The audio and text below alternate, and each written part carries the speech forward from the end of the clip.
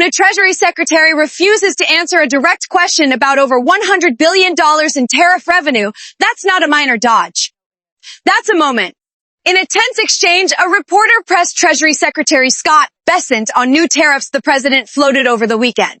And more importantly, on who is actually paying the price. Instead of a clear answer, Bessent deferred to the courts. But here's the thing. Tariffs aren't theoretical. They affect small businesses, consumers, supply chains.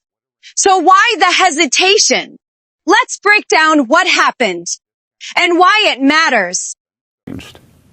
Okay, I'm going to ask about the new tariffs that the president talked about over the weekend. But before we move off of this, I know in the past, before the Supreme Court went with its ruling, you said any tariff refund would be corporate welfare and would likely not get passed on to the American consumers.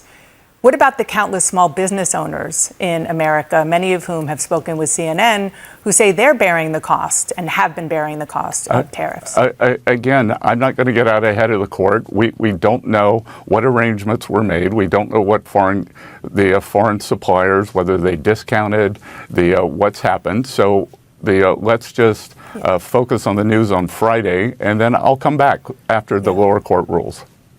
Yeah, as the Treasury Secretary, it's hard to believe that you don't have an opinion or know where these revenues, over $100 billion are going to go, or have an opinion on where they should go. I had an opinion, and the court did not agree with my opinion. So, Dana, I'm going to wait for the lower court opinion.